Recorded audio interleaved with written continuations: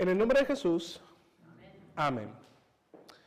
Hace un par de semanas salió un reportaje sobre el descubrimiento del papiro más antiguo sobre la infancia de Jesús, de la BBC.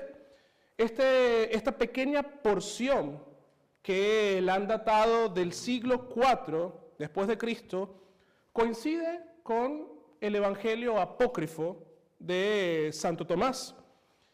Y en esta pequeña porción que se encontró, habla acerca de este milagro de los gorriones de arcilla, en el cual Jesús, siendo pequeño, moldea 12 gorriones, y cuando su padre le dice, ¿por qué estás haciendo eso? El día de reposo, él simplemente hace que cobren vida y salgan volando. Y así, en este evangelio apócrifo, aparecen muchos más milagros de Jesús cuando era pequeño, dándole vida a un pajarito o limpiando las aguas. Pero todo esto, mis queridos hermanos, es fantasía y no está escrito en los libros sagrados de las Escrituras. Los milagros o señales, como por ejemplo dice el apóstol San Juan, tienen un gran propósito, y es llevar a la fe. No es de entretener a las personas. Jesús no era un mago, no era un showman que estaba ahí cuando era pequeño haciendo cosas en las calles de Nazaret para quizás ganar un poquito de dinero y llevarlo a su casa. No. Pero quizás cuando nosotros vemos este primer milagro que nos narra el apóstol San Juan, uno pudiera pensar, bueno, pero el vino no sirve para entretenernos. ¿Acaso no tomamos vino cuando estamos en una celebración o en una comida? ¿O acaso el vino no lo tomamos a veces para alegrarnos el alma, como dice las Sagradas Escrituras? Y ciertamente sí, mis queridos hermanos, pero el tema central en este texto no es simplemente el vino. El vino es importante, el milagro en sí es muy importante, y vamos a ver el porqué a lo largo de este sermón. Pero lo más importante el día de hoy aquí es la gloria de Dios en Cristo Jesús. Como nos dice el evangelista, este fue el inicio del ministerio de Jesús, donde Él mostró su gloria.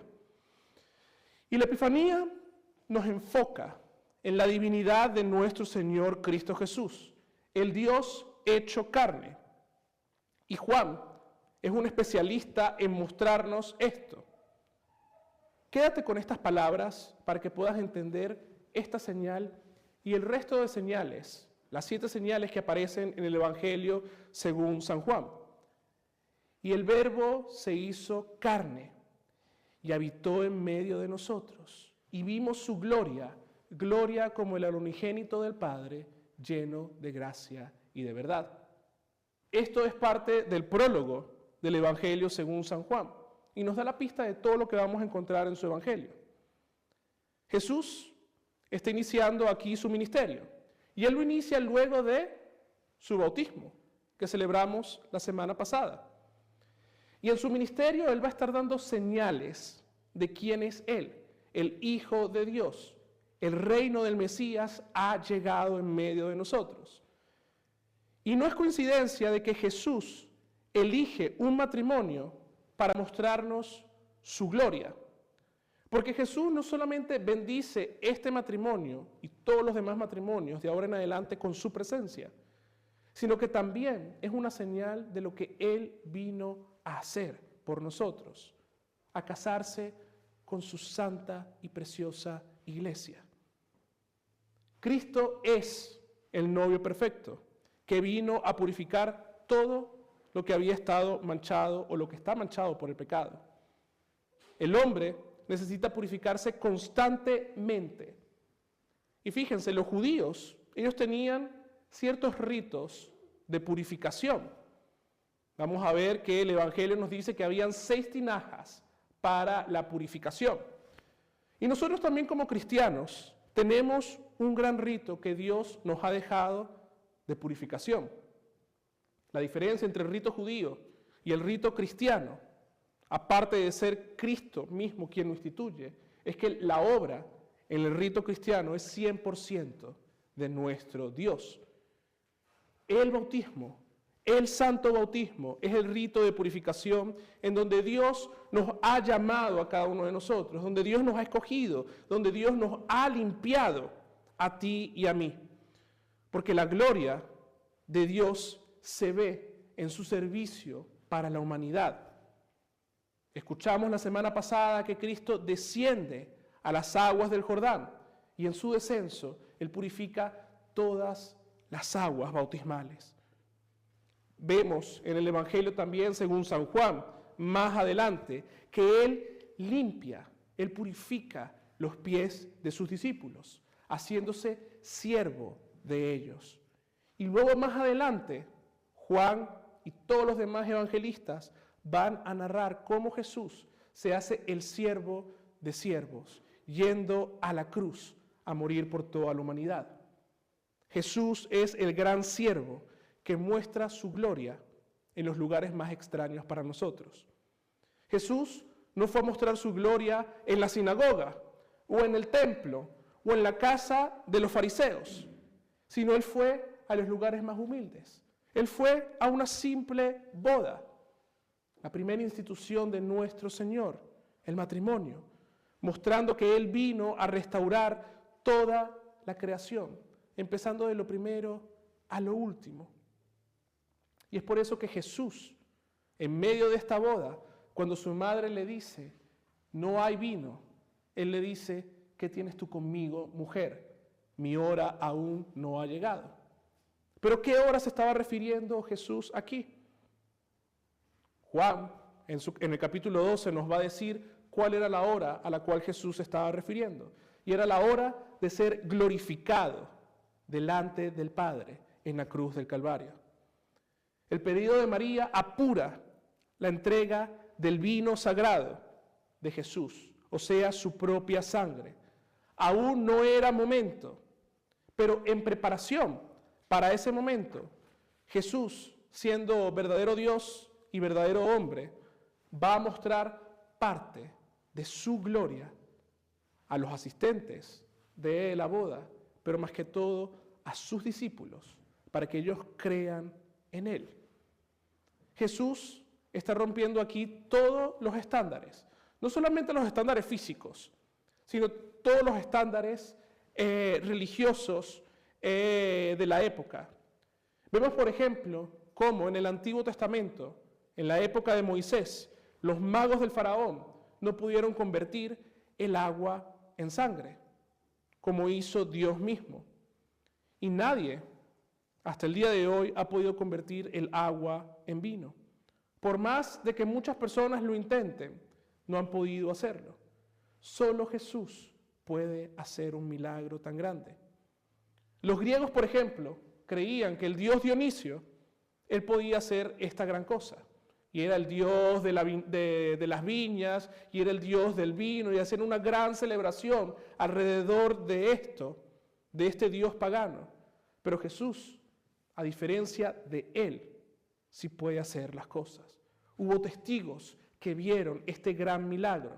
Y Jesús no solamente convierte el agua en vino, sino que lo convierte en el mejor vino de todos, vino de origen divino, vino que nos da salvación a cada uno de nosotros. Pero mis queridos hermanos, a veces, como seres humanos, necesitamos ver cosas para poder creer. Necesitamos evidencias que nos muestren que Dios es real y que Dios existe. Los discípulos, aún caminando con su Señor, con Jesús, ellos necesitaron ver estas señales para creer en Él. Pero nuevamente no fueron las simples señales. No fue solamente el vino y que ellos probaron y dijeron, este vino me gusta y por eso voy a seguir a Jesús. Porque si Él puede hacer en esta boda, quizás más adelante puede seguir transformando el agua en vino. No, sino porque ellos vieron la gloria de Dios.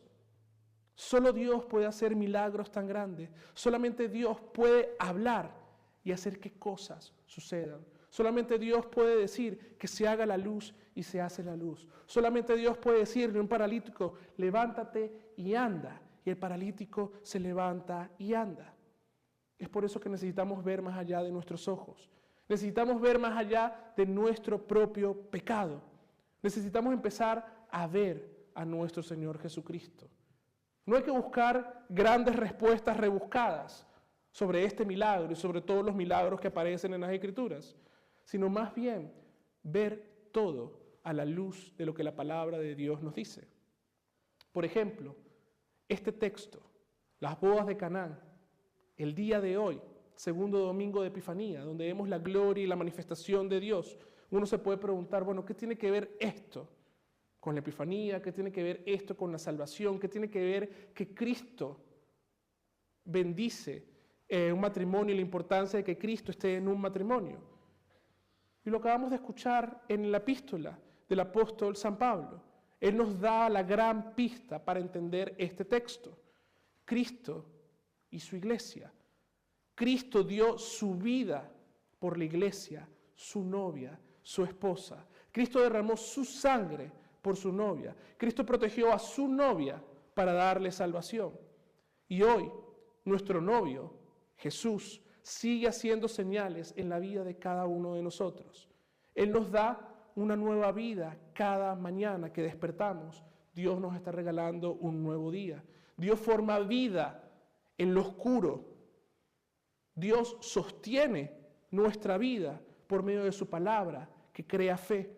Dios sostiene nuestra vida y nuestra fe por medio de su cuerpo y su sangre, en, con y bajo el pan y el vino, que no se transforman mágicamente en cuerpo y sangre, sino que sigue habiendo el pan y el vino, pero también el cuerpo y la sangre de nuestro Señor. A lo que el apóstol San Pablo va a decir, esto es un misterio, el cual creemos por fe.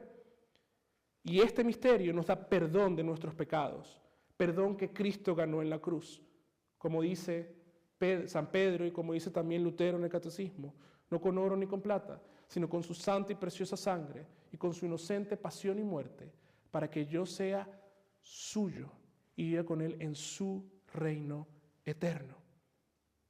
Todos los domingos, mis queridos hermanos, Dios nos llama como su novia, como a los discípulos, para que creamos en Él, para que lo veamos a Él, para que seamos fortalecidos en la fe, para que la fe que se aferra a las palabras, tus pecados son perdonados, puedan decir el día de mañana, Dios me ha perdonado a mí, no por algo que yo hice, sino por lo que el crucificado hizo por mí.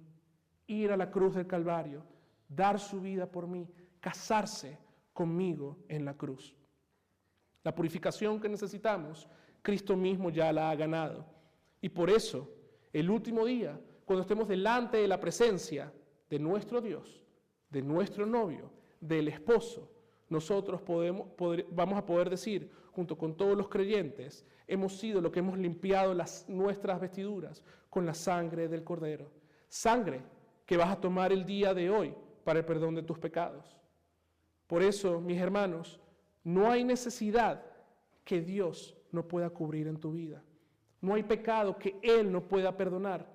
No hay pérdida que Él no pueda reemplazar con la riqueza de su gracia y de su perdón. Dios ama el estado matrimonial. Dios ama el matrimonio y ama a sus hijos. Jesús se ha casado de una vez y para siempre con su iglesia. Y este vínculo inquebrantable permanecerá para siempre. Es un matrimonio realizado aquí en la tierra donde Jesús muestra su gloria. Y es en el matrimonio de Cristo en la cruz del Calvario, donde Él llevó nuestras enfermedades, donde Él soportó nuestros dolores, que Él se hace presente en la vida tuya y mía. Hoy celebramos la gran cena de la boda del Cordero. Este es el matrimonio que va a culminar en el gozo eterno en el cielo, donde no hay pecado, donde no hay dolor, donde no hay llanto ni tristeza. Por tanto, queridos hermanos, confía siempre en Dios, cree siempre en Cristo Jesús y ve cómo Él todos los días, diariamente, manifiesta su gloria en medio de tu vida.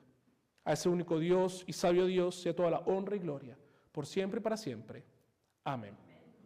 Ahora, mis queridos hermanos.